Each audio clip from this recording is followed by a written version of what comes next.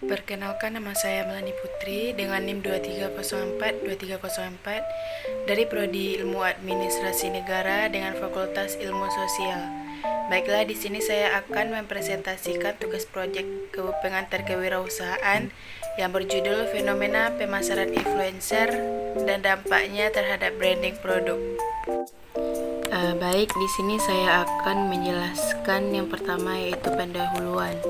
Latar belakang dari fenomena tersebut yaitu pembelian produk bukan hanya untuk memuaskan keinginan, tetapi untuk memenuhi kebutuhan. Keputusan pembelian konsumen sangat penting bagi perusahaan. Jika konsumen membeli lebih banyak produk dan jasa, maka akan ada kemajuan komersial, karena dapat meningkatkan profitabilitas perusahaan. Keputusan pembelian tidak hanya menghasilkan keuntungan bagi perusahaan, tetapi semakin banyak konsumen membeli, maka masyarakat luas akan mengetahui produk tersebut. Agar konsumen dapat membeli produk yang dihasilkan perusahaan, dapat mengambil beberapa cara seperti menggunakan strategi influencer, marketing, dan meningkatkan brand.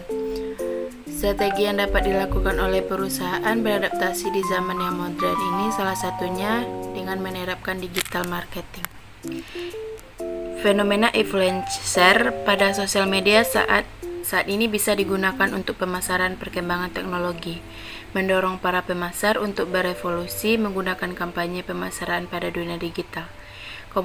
Komunikasi pemasaran ialah kegiatan yang berusaha menyebar informasi, mempengaruhi atau membujuk, serta memberi daya ingat pada pasar.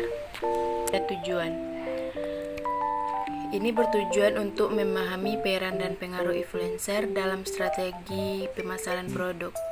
Ini termasuk mengevaluasi bagaimana influencer mempengaruhi perilaku konsumen dan membentuk persepsi tentang merek.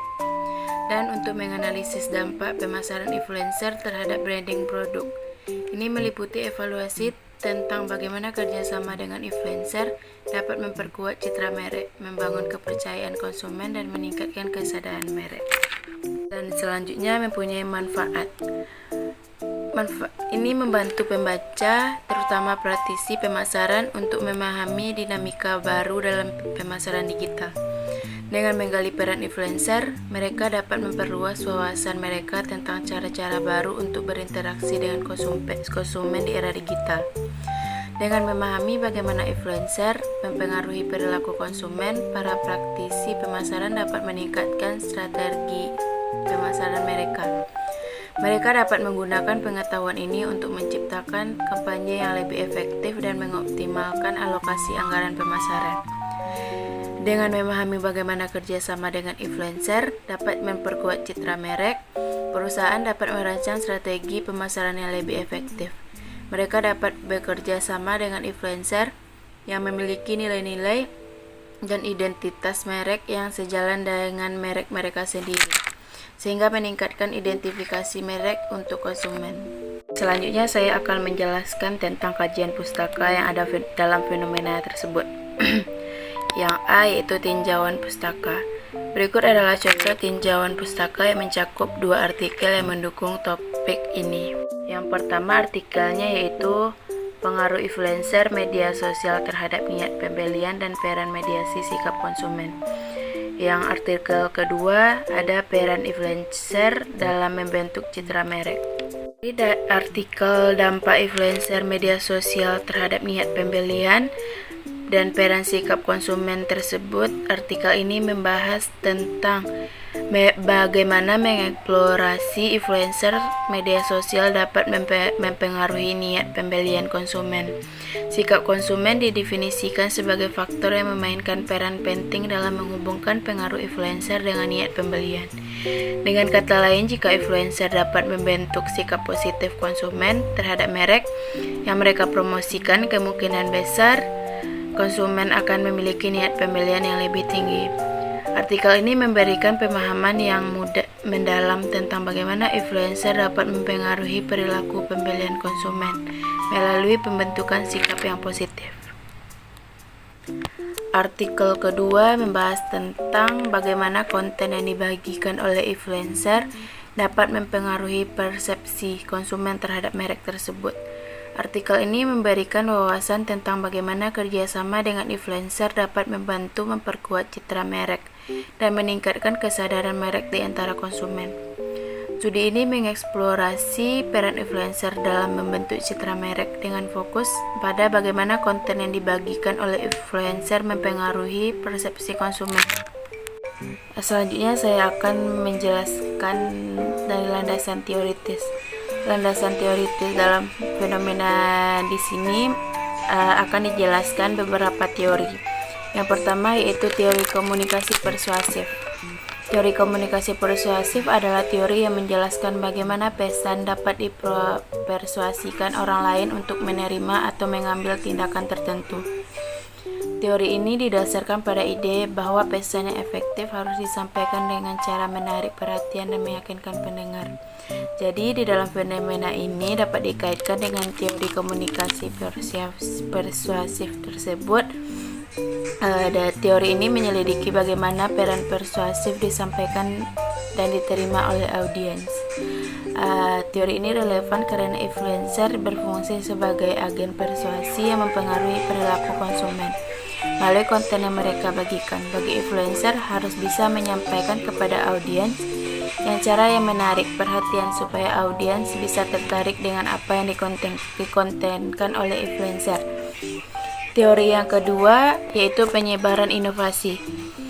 Teori penyebaran inovasi ini adalah teori yang menjelaskan bagaimana inovasi dapat menyebar dan diterima oleh individu dan kelompok di dalam suatu organisasi atau industri. Teori ini didasarkan bagaimana ide bahwa inovasi dapat menyebar melalui komunikasi dan kolaborasi antara individu dan kelompok. Teori ini bisa dikaitkan dengan fenomena tersebut, yaitu dalam konteks pemasaran influencer. Teori ini dapat membantu memahami bagaimana pengaruh dari influencer dapat membantu mempercepat adopsi produk atau merek baru oleh konsumen. Dalam pemasaran influencer dapat dianggap sebagai cara untuk menyebarluaskan inovasi produk atau ide-ide baru pada konsumen. Yang selanjutnya, teori kepercayaan dan kredibilitas.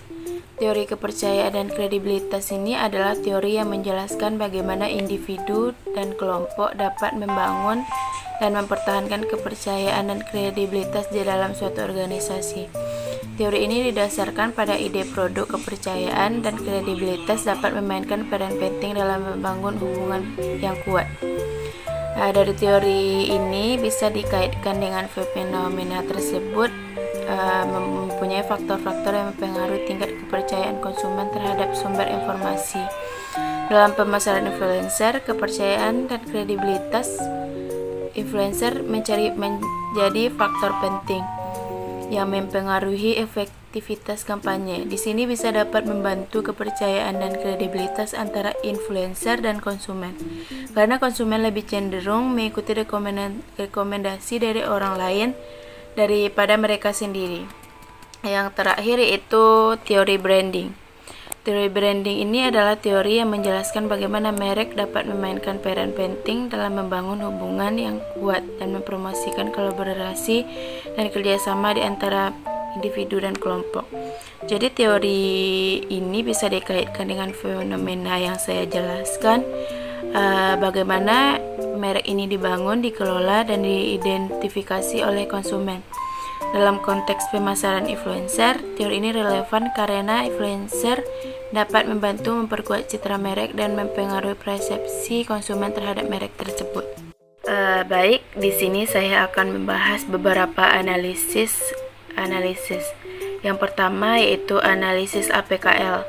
Analisis APKL itu yaitu analisis persaingan, peluang, kendala, dan ancaman tentang fenomena pemasaran influencer dan dampaknya terhadap branding produk, dapat memberikan pemahaman yang lebih dalam tentang dinamika industri dan faktor-faktor mempengaruhi strategi pemasaran. Berikut ini adalah analisis dari APKL. Yang pertama yaitu analisis persaingan. Persaingan antara influencer. Terdapat persaingan yang intensif di antara influencer untuk menarik perhatian merek dan mendapatkan kerjasama pemasaran. Selanjutnya itu persaingan antara merek. Persaingan antara merek untuk menarik perhatian konsumen melalui influencer juga dapat menjadi faktor. Yang kedua ada analisis peluang. Analisis peluang ini terbagi juga menjadi dua, yaitu pertama meningkatkan kesadaran merek. Pemasaran influencer memberikan peluang untuk meningkatkan kesadaran merek di kalangan konsumen ini. Yang kedua, penguatan hubungan dengan konsumen. Kolaborasi dengan influencer memberikan peluang bagi merek untuk memperkuat hubungan dengan konsumen melalui keterlibatan yang lebih personal. Yang ketiga itu ada analisis skandala. Analisis skandala itu yang pertama ada ketergantungan pada influencer. Merek yang terlalu bergantung pada influencer dapat menghadapi risiko jika influencer tersebut memahami kontroversi atau kehilangan popularitas. Yang kedua itu konten yang tidak relevan. Konten yang dibuat oleh influencer mungkin tidak sesuai dengan nilai dan identitas merek, yang dapat mengurangi efektivitas kampanye pemasaran. Terus analisis yang terakhir yaitu ancaman. Analisis ancaman yang pertama yaitu kontroversi dan kredibilitas. Ancaman utama adalah terkait dengan kontroversi yang melibatkan influencer yang dapat merusak kredibilitas merek yang berkolaborasi dengan mereka. Yang kedua ada perubahan algoritma platform. Perubahan algoritma platform media sosial dapat mengurangi jangkauan dan keterlibatan konten pemasaran influencer, mengancam efektivitas kampanye pemasaran. Analisis selanjutnya saya akan membahas tentang analisis USG. Dampaknya terhadap branding produk akan memberikan gambaran yang lebih mendalam tentang berbagai aspek dan dimensi dari fenomena ini. Baik, di sini saya akan menjelaskan apa-apa saja sih analisis USG ini. Yang pertama itu ukuran. Ukuran ini terbagi juga menjadi dua. Yang pertama jangkauan influencer. Salah satu ukuran yang penting adalah jangkauan influencer yang bekerja sama dengan merek. Ini dapat diukur berdasarkan jumlah pengikut, tingkat keterlibatan, dan tingkat interaksi dengan audiens. Yaitu yang selanjutnya itu dari kesadaran merek.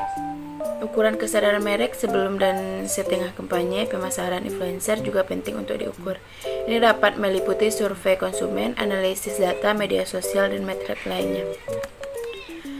Analisis yang kedua yaitu ada analisis sifat. Yang pertama yaitu kualitas konten. Sifat konten yang diproduksi oleh influencer dapat beragam. Penting untuk menganalisis apakah konten tersebut relevan dengan merek, apakah sesuai dengan pesan merek, dan sejauh mana konten tersebut mempengaruhi persepsi konsumen. Yang kedua ada kredibilitas influencer. Sifat kredibilitas dan otoritas influencer juga perlu diperhatikan. Ini meliputi reputasi influencer, referensi konten yang audiens mereka, dan sejauh mana mereka dianggap sebagai sumber yang dapat dipercaya oleh konsumen.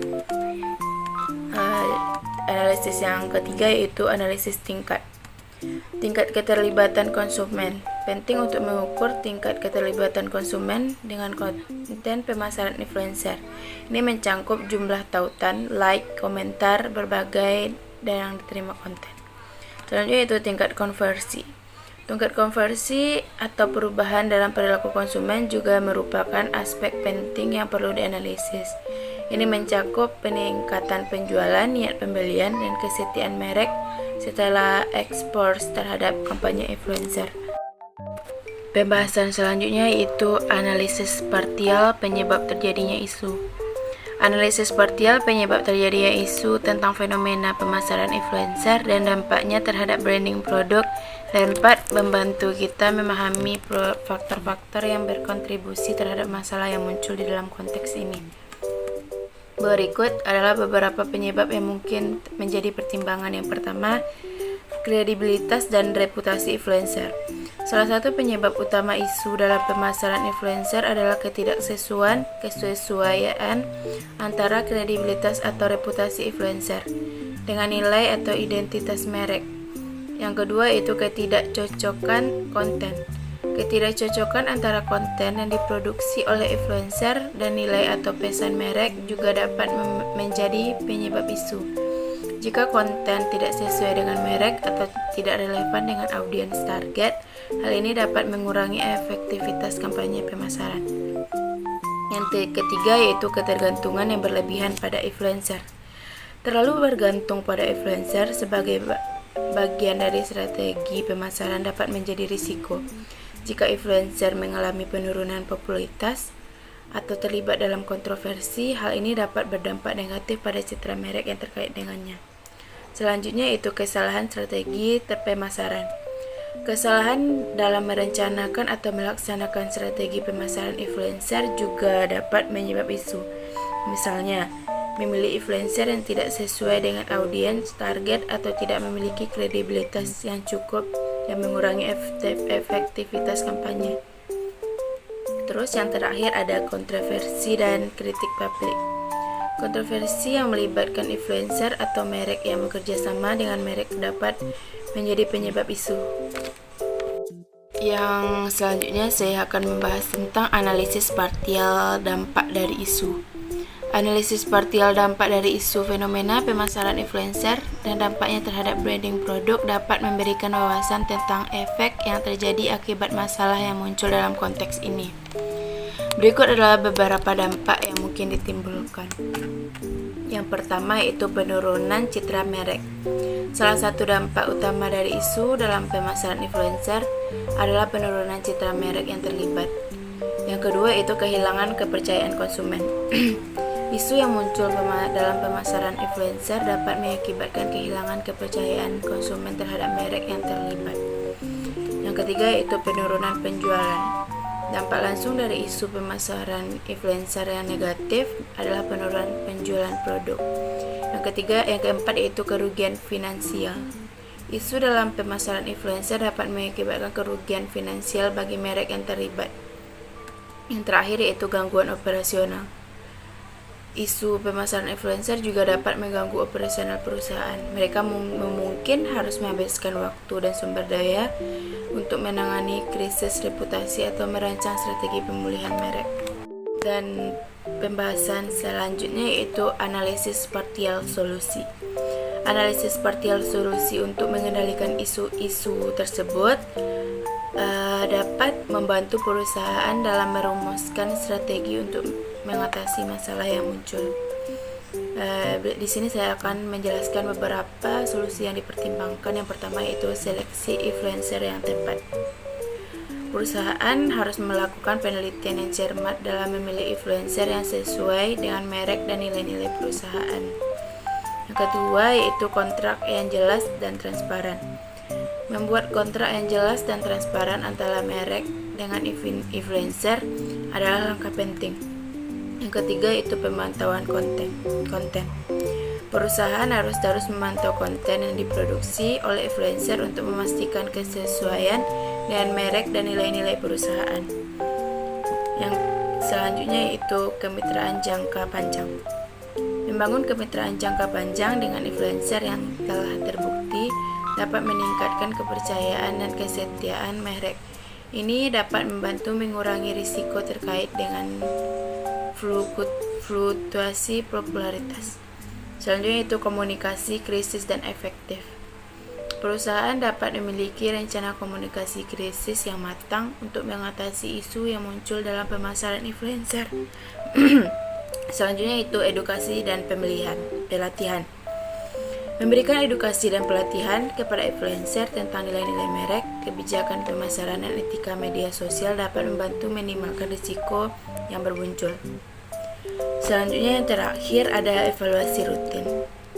Perusahaan dapat secara rutin mengevaluasi efektivitas kampanye pemasaran influencer dan dampaknya terhadap merek.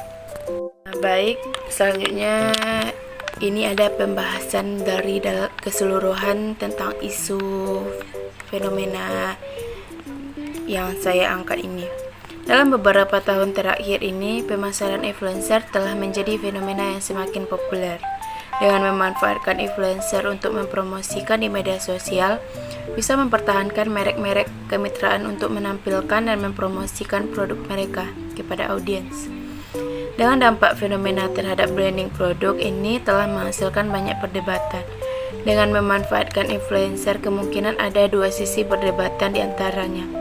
Satu sisi pemasaran influencer ini bisa menjadi cara yang efektif bagi merek untuk meningkatkan kesadaran merek dan meningkatkan penjualan. Influencer ini memiliki pengikut yang besar yang akan membantu merek mencapai audiens yang lebih luas dan menjangkau target mereka. Dan juga influencer ini dapat memberikan pendapat yang jujur terhadap produk yang dipromosikan dan dapat membantu membangun kepercayaan dan kredibilitas di antara konsumen. Dan di sisi lain, citra merek ini dapat merusak jika adanya kekhawatiran saat pemasaran influencer ini tidak dilakukan dengan benar. Itu penutup. Penutup ini ada kesimpulan dan saran. Nah, jadi dalam kesimpulan makalah tentang isu fenomena pemasaran influencer dan dampaknya terhadap branding produk, dapat disimpulkan bahwa pemasaran influencer telah menjadi salah satu elemen kunci dalam strategi pemasaran digital modern. Namun seperti halnya setiap strategi pemasaran influencer juga memiliki sejumlah isu-isu yang diperhatikan untuk memastikan efektivitasnya dalam mendukung branding produk. Dari temuan dan hasil dari evaluasi dan analisis-analisis yang telah dikaji yang dilakukan, ini akan mencakup peran dan pengaruh influencer dalam strategi pemasaran produk, dampak pemasaran influencer terhadap branding produk, dan bagaimana kerjasama dengan influencer dapat memperkuat citra merek, membangun kepercayaan konsumen, dan meningkatkan kesadaran merek. Itu adanya saran. Untuk membuat makalah tentang isu fenomena pemasaran influencer dan dampaknya terhadap branding produk, ada beberapa saran harus lakukan penelitian mendalam tentang pemasaran influencer, supaya pembaca bisa lebih paham apa yang dimaksud dari fenomena ini. Tinjau dampak yang telah dilakukan oleh pemasaran influencer terhadap merek tersebut. Anda bisa menggunakan studi kasus untuk mendokumentasikan bagaimana influencer telah mempengaruhi kesadaran merek. Baiklah, hanya itu yang bisa saya jelaskan di presentasi tugas proyek pengantar kewirausahaan ini dengan judul fenomena pemasaran influencer dan dampaknya terhadap branding produk. Dan terima kasih yang sudah menonton video saya. Bye-bye.